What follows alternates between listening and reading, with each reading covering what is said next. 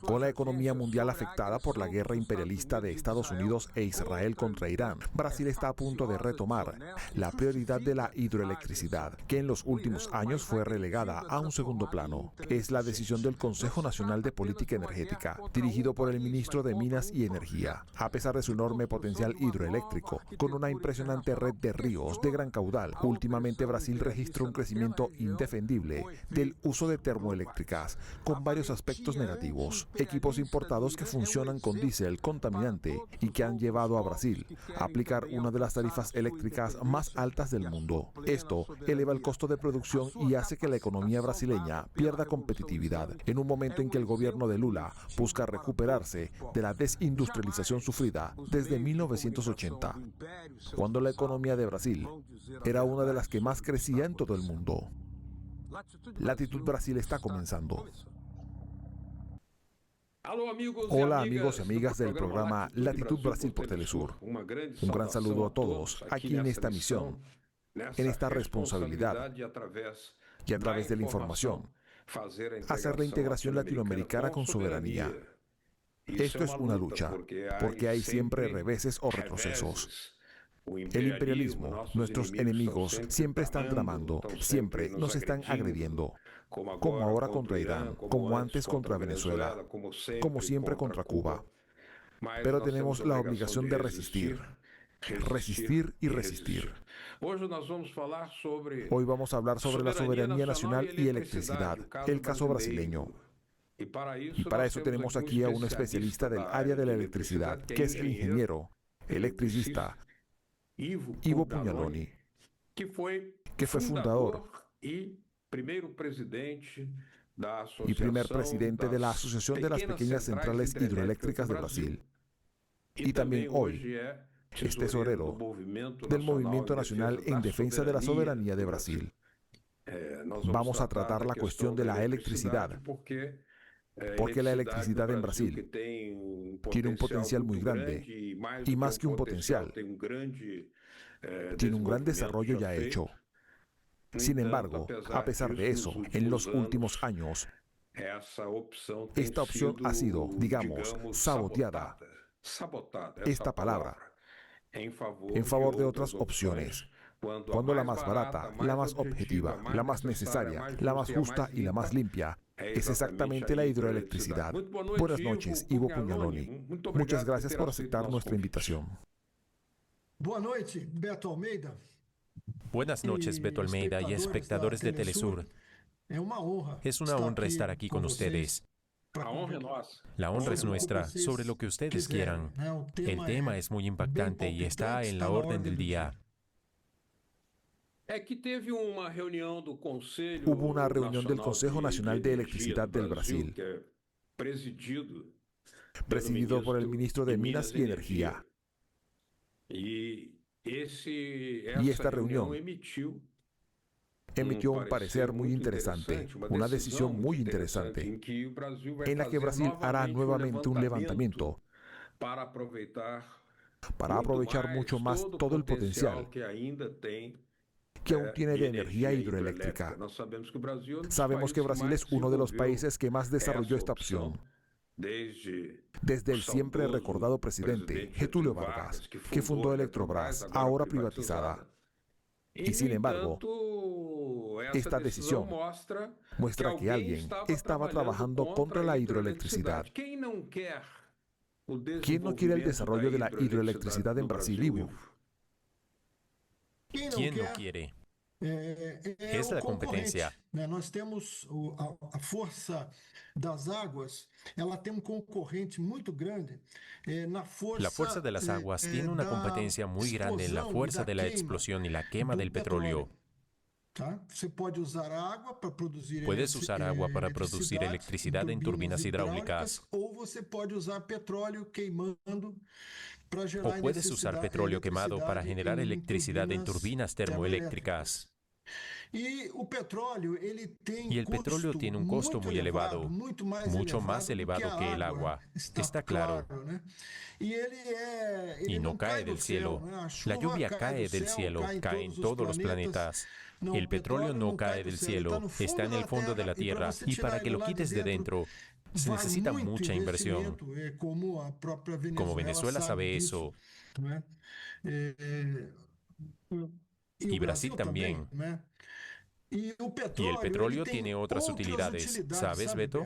Es mucho más noble, digamos así, que solo generar energía. El petróleo es fundamental para la petroquímica, para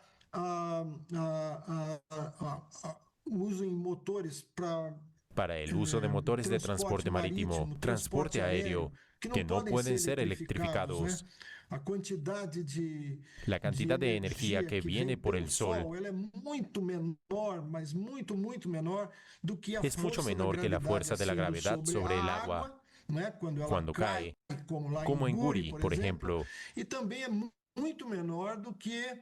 es mucho menor que la fuerza explosiva del petróleo, el poder calorífico del petróleo. Entonces, quien quiere que las hidroeléctricas no operen, no funcionen, es la industria del petróleo.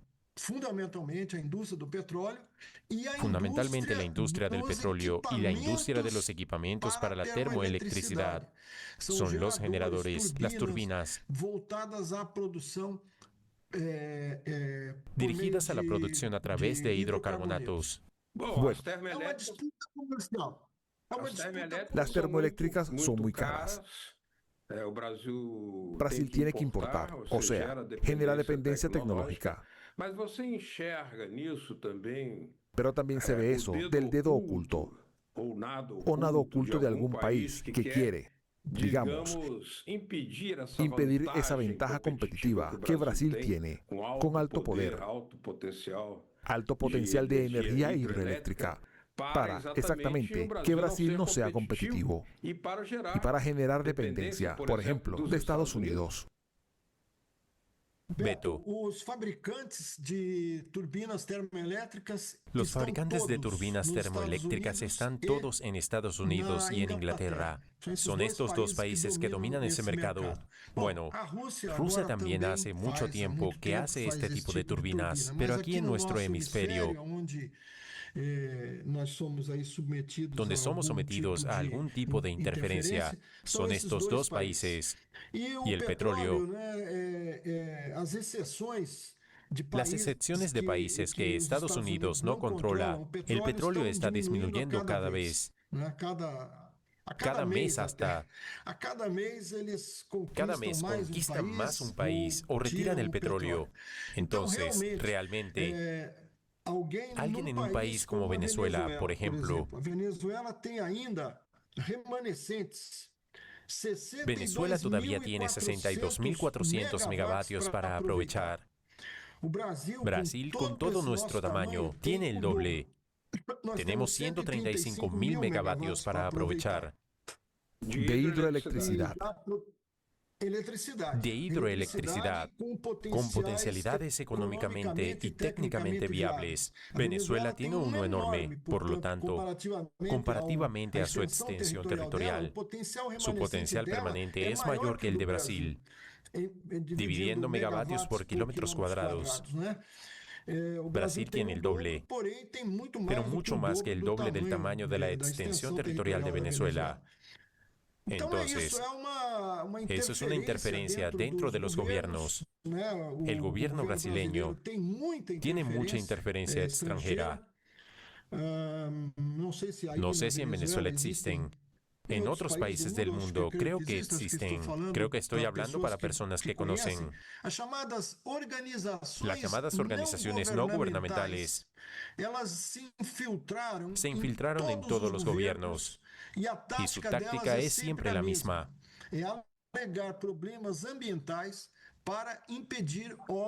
Es alejar problemas ambientales para impedir obras que impliquen la independencia del país. Quieren que el país sea dependiente de combustibles importados de Estados Unidos y equipamientos importados de Estados Unidos. Y dicen que están haciendo la defensa de las niñas indígenas, que piensan que las hidroeléctricas afogan a las niñas indígenas, que las hidroeléctricas tiran el pez de la población. Mucho se dice aquí en Brasil, más del 25% de la población brasileña piensa que las hidroeléctricas engordan el agua. ¿Entiendes, Beto? No saben que el agua entra en la turbina y luego sale.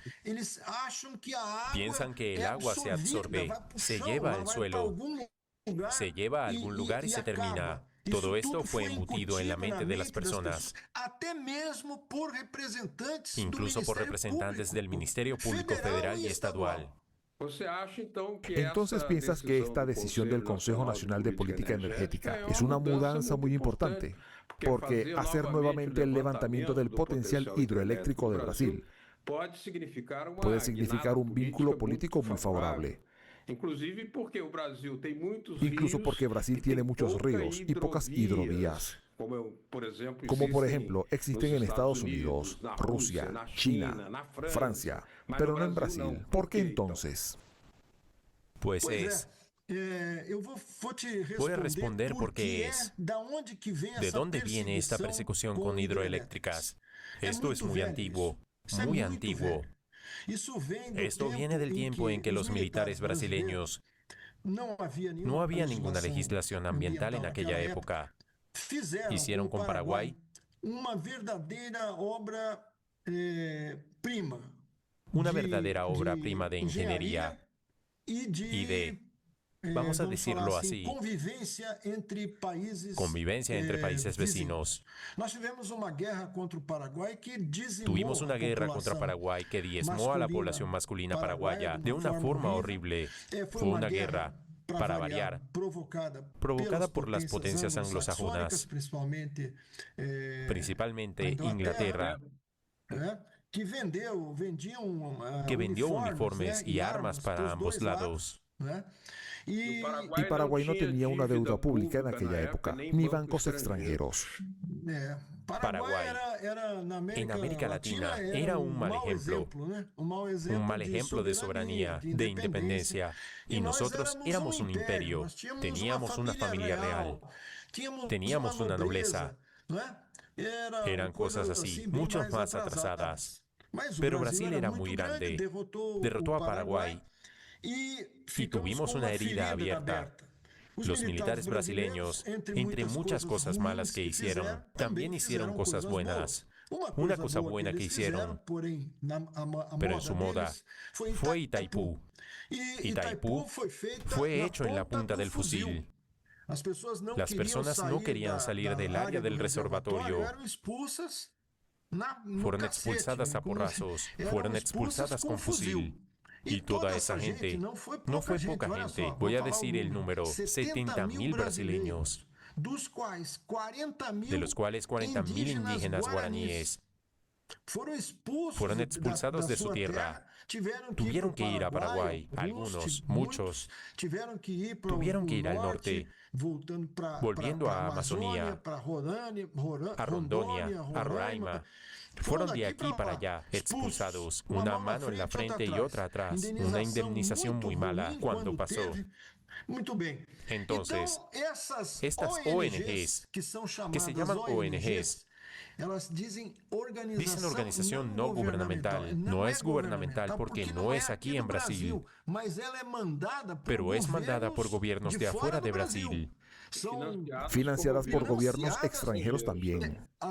Financiadas, la inteligencia. La Agencia Brasilera de Inteligencia hizo un análisis y encontró embajadas de países amigos de Brasil, Holanda, Noruega, embajadas patrocinando eventos para convocar a nuestros indígenas contra el gobierno brasileño. Entonces, ahí viene la cosa.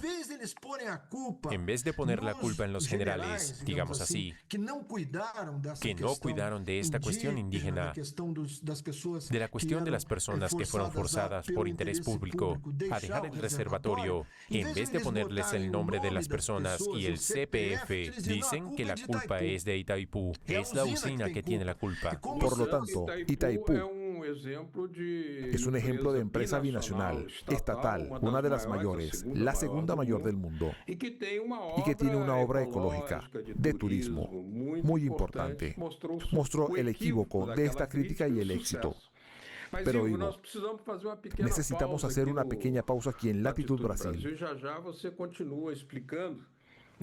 Estamos conversando con Ivo Pugnaloni, que es tesorero del Movimiento Nacional de Defensa de la Soberanía Brasileña y fue el primer presidente de la Asociación Nacional de Pequeñas Hidroeléctricas, Pequeñas Centrales Hidroeléctricas de Brasil. Ya volvemos con Latitud Brasil.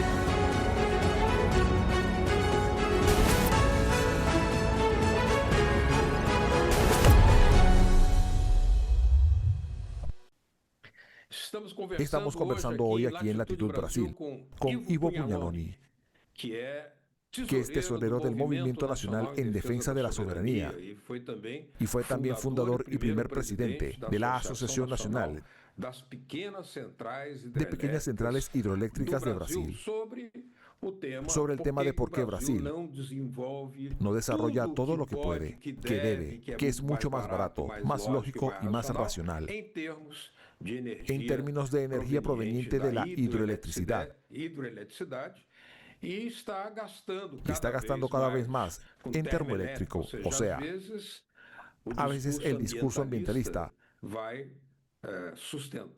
a sostener la polución de las termoeléctricas movidas a diésel. Ivo, es así mismo que está sucediendo.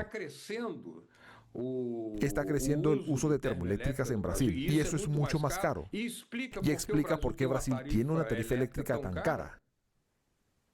Exactamente.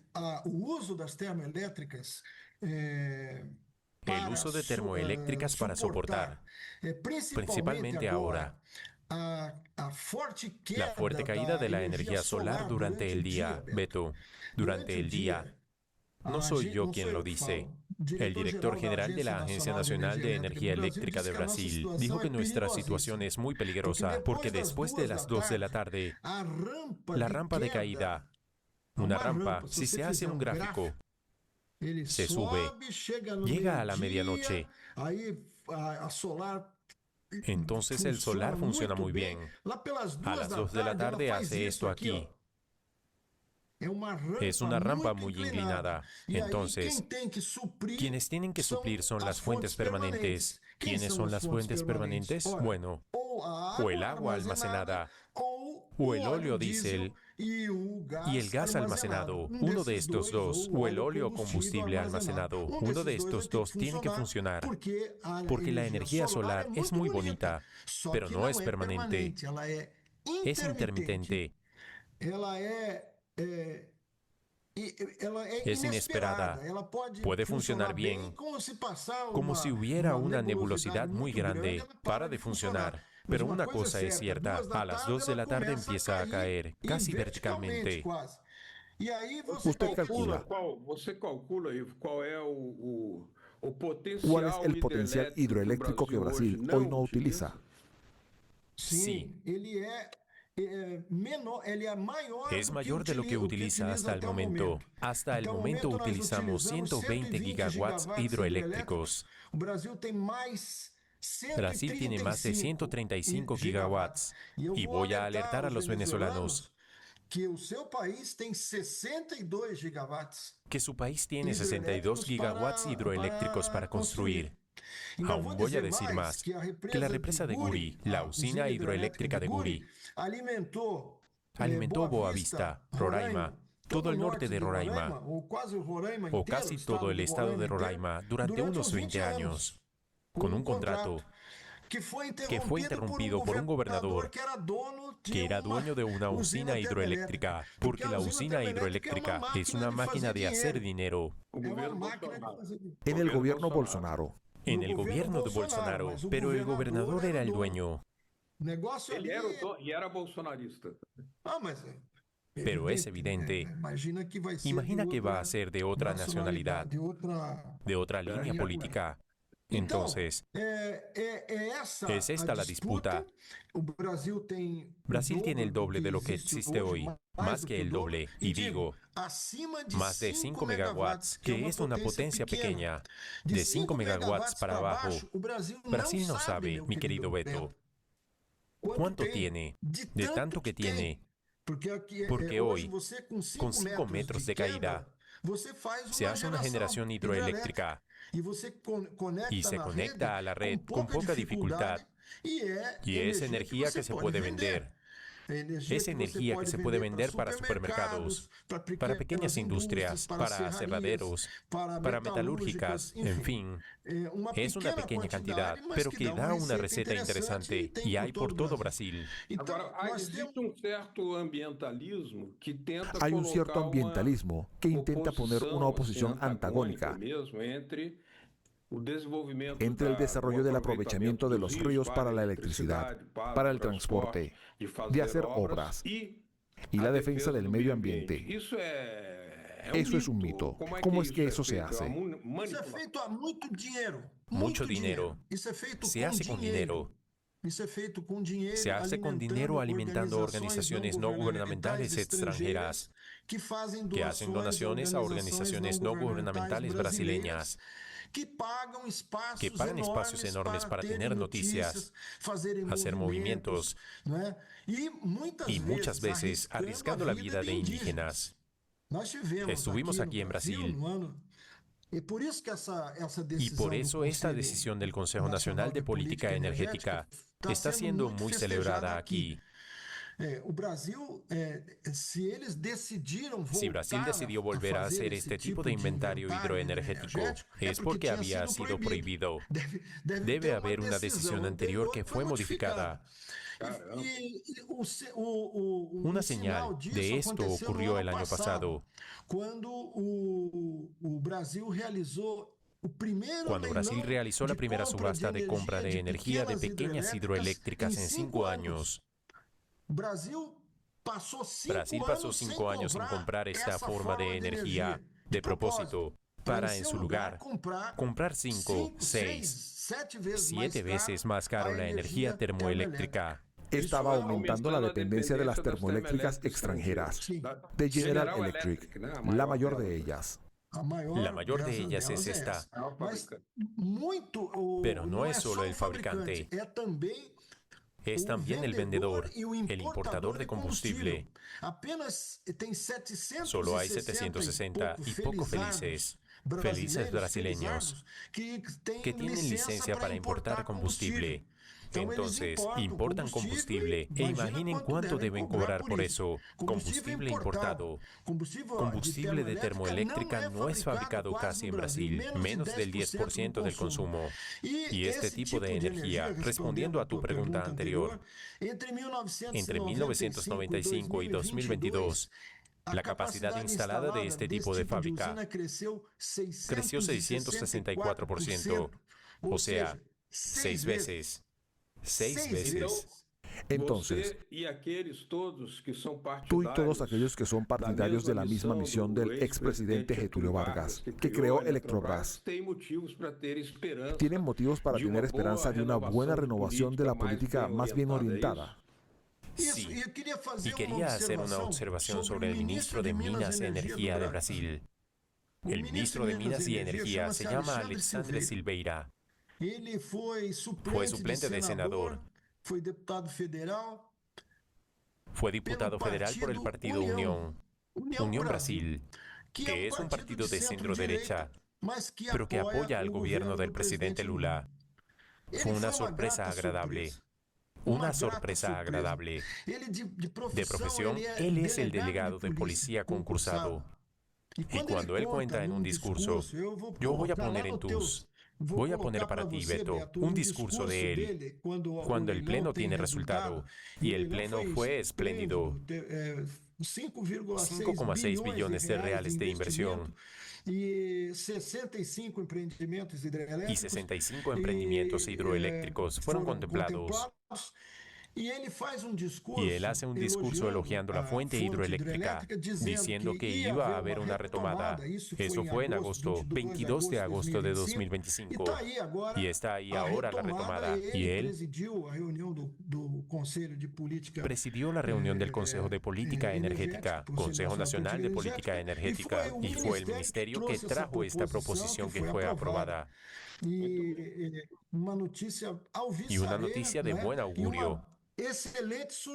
Y una excelente sorpresa que tuvimos con este ministro. Muy bien. Nuestro tiempo infelizmente se está acabando. Tienes motivos para dar una buena batalla. Un buen combate, como se dice. Siempre recordando aquella frase de Lenin que viene a callar a estas horas. Que el socialismo es igual a los soviets, más la electrificación. ¿Así? Muchas gracias por su presencia aquí en Latitud Brasil. Es siempre un placer, Beto, estar con usted y con los espectadores de Telesur. Un gran abrazo, compañeros. Aquele abraço. A vocês que nos acompanharam aqui em Latitude Brasil, muito obrigado. Hasta la próxima semana, cuando estaremos de vuelta en esta misión de integrar a América Latina a través de la información, llevando a Brasil a quedarse junto a América Latina. Un gran abrazo. Adiós.